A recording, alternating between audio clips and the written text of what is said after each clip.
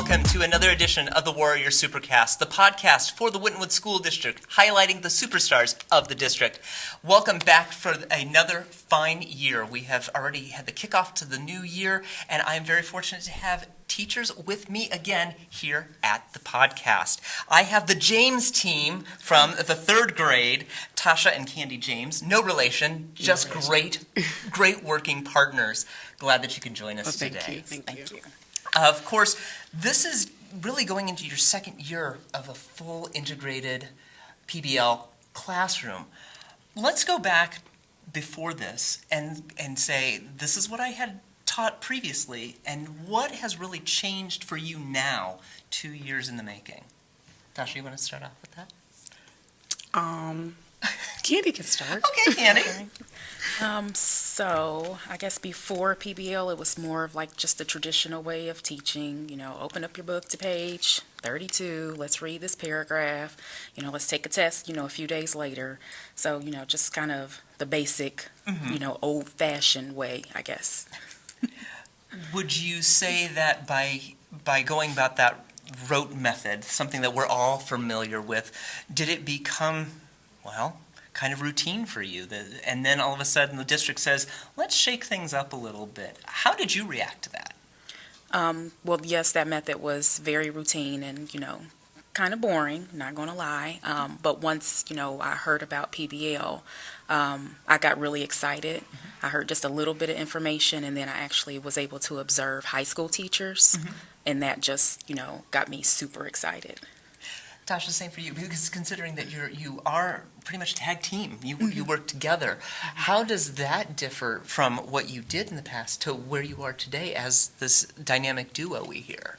Well, like she said, it's very led by the teacher, and with PBL, I feel like it's led by the students. It's very child-based, it's very child-directed. We're more like the facilitators, and they're more like the teachers. We make sure that they are teaching one another and learning from one another and things like that. And it's real life connections all throughout. So obviously, it was probably a unique challenge for you to go from what was traditional to what is now traditional to you.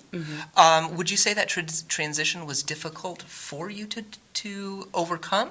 And how did your students react to this? I would say it is difficult. Like last year, we felt like, oh my gosh, there's a lot of work, but it was so meaningful. It was so worth it. It is. I mean, we knew that whatever we thought of, it was going to be meaningful to the kids. The kids get their reactions to it, and them sharing their projects during the gallery walks and all that. It was so like we were looking around like, this is beautiful. This is what we worked for. So it's like you see all the stuff at the end, and you're like, that was truly worth it. It is a lot of work, but it's work that's worth it. Whereas when we were doing it from a manual, it was kind of like, okay, we had to make our own real life connections or something like that.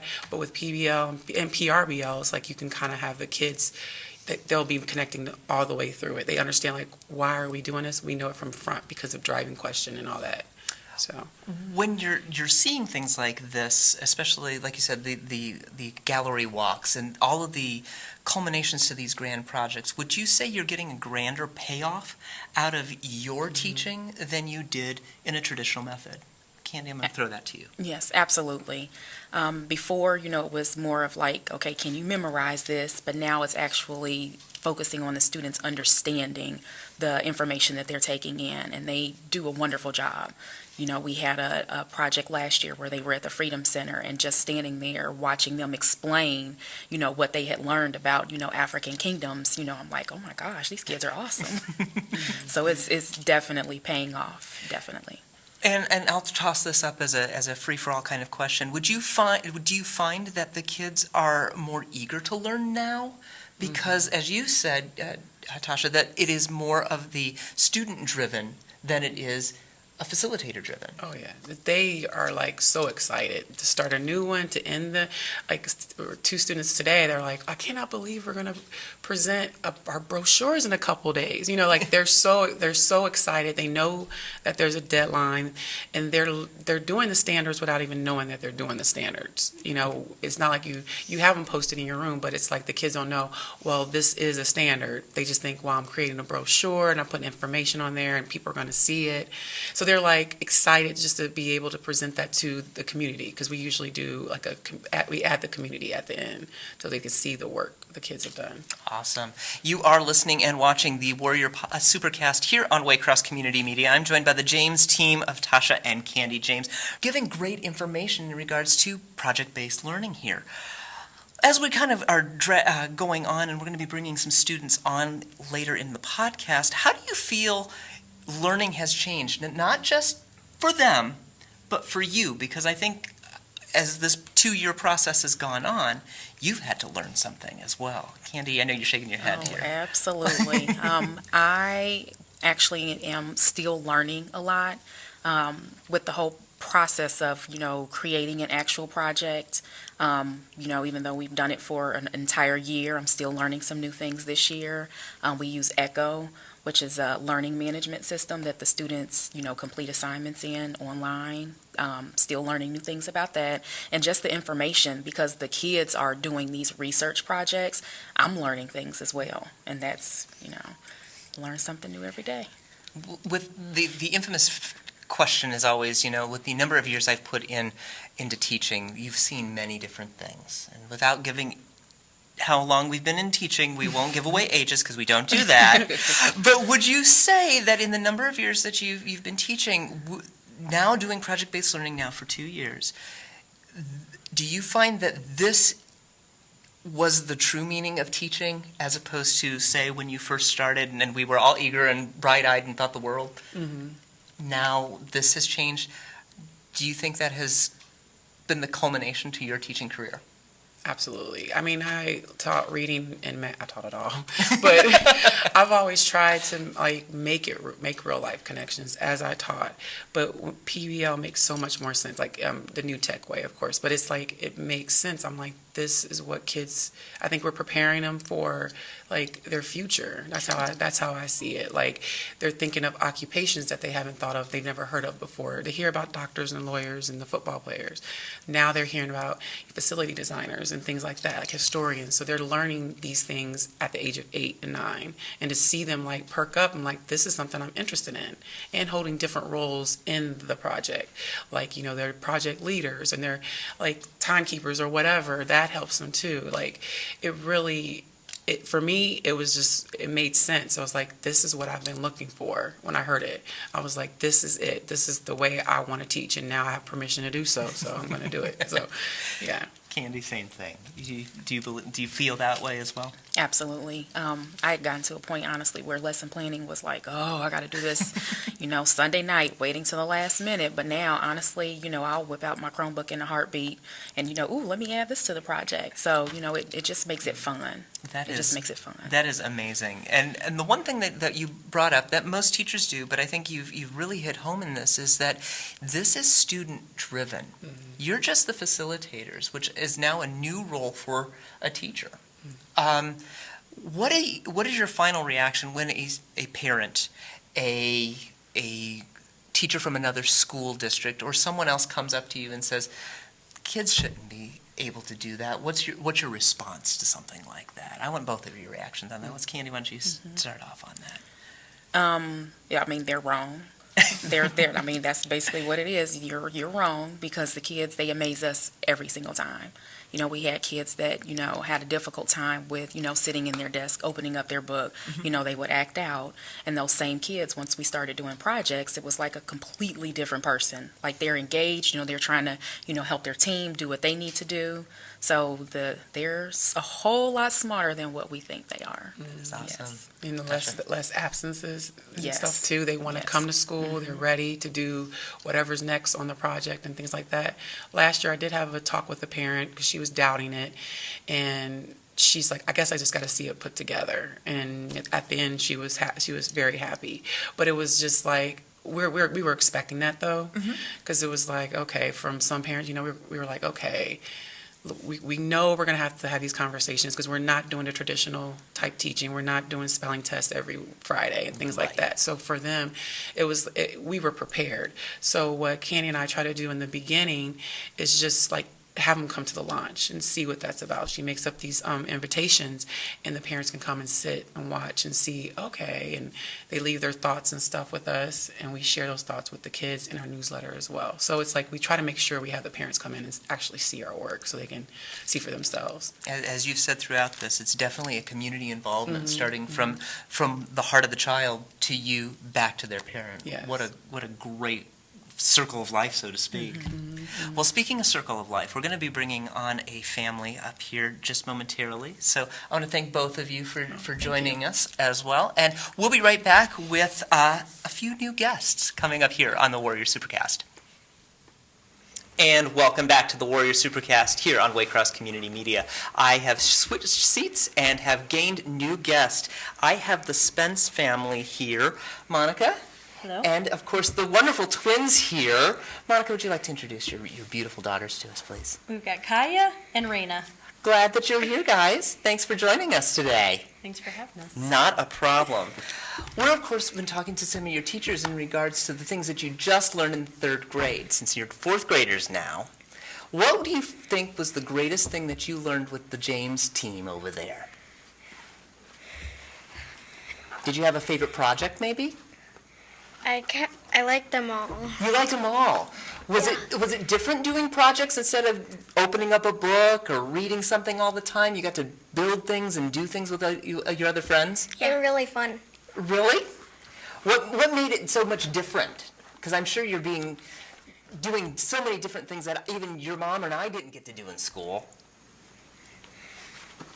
We gotta work with each other. Did you enjoy that a lot? Yeah. That is so great. Monica, this obviously you and I went to school in a different era, so to speak. Yes. It makes us sound really old, doesn't it? But you know, but no, we learned in that rote traditional method of open the book, spelling tests on Friday, things like this.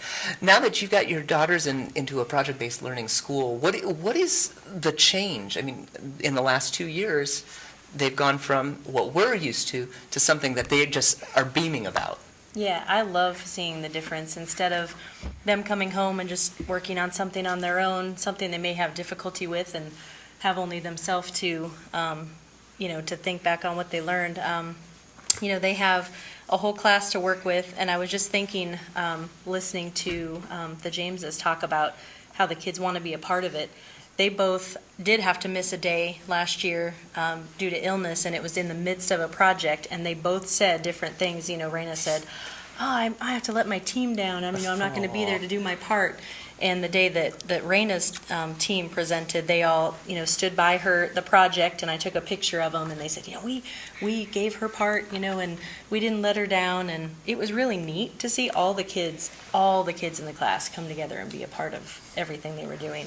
Do you find that, are you seeing maybe more of a uniqueness in their retelling of their day? Because what normally would be is, we had a test today, I have to study for this. It sounds like you guys are just having so much fun and all these projects that I'm a little jealous. Do you feel that there's a change in their demeanor, their return home, their desire to be at school? Definitely. These two have never said, I don't want to go to school. They love going to school. But also, just to hear them explain what they're working on and to see that excitement. They worked on a lot together last year. Looking forward to that this year, too. And just to hear them talk about their friends, and even to hear teachers say they comment on seeing the girls work together and work with other students. Kaya has been kind of shy and slow to engage, but I've seen that change in the last couple of years, so that's been fun to see. That's great. You're both in the fourth grade, and you're still learning some wonderful things. What's your favorite thing so far in the new year? I know we're just getting started, but is there something you're really enjoying right now?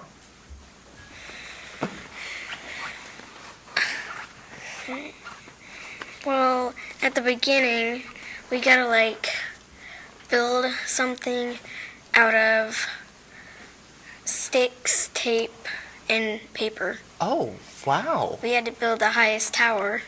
Yeah. Did you win? No. No? No, we never Our teacher said it didn't matter how tall it was. It just mattered how well you worked together. How wonderful. Mostly everyone's fell down. Well, that just means you got to find a different means to put it back together. Now, was it fun working with your fellow friends to build this tower together? Yeah. And as you were saying, it didn't matter how tall it was, but did you kind of say, I want to make mine bigger than yours? No. Yeah. No? Oh! Not really. Not really? And what do you feel you learned out of that, other than you can build some things out of sticks and tape? Well, I really like working together with people because it doesn't make me feel alone because I don't really like to be on my own. Me neither. That is a great way to look at it. It's, most of us, when we were going to school, we did everything alone. And if we did get a group project, that's when we got scared. Like, Yes. we got to all work together. And now PBL actually allows for this. This is a wonderful thing, and I am so glad that we were able to sit down and talk a little bit about this.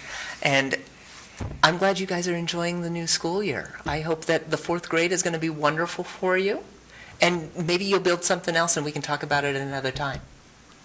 Yeah, that sounds good. Okay. I definitely we'll tell Miss Denny that we're going to have you guys back, okay? Okay. Perfect. Monica, thank you. Thank you. for Thanks for bringing. having us. Oh, no problem. Thanks for bringing the girls on. And of course, I want to thank all of you for joining us as well. You have been listening and watching the Warrior SuperCast, the podcast for the Wintonwood School District, highlighting the superstars of the district. Have a great evening. We'll see you next month.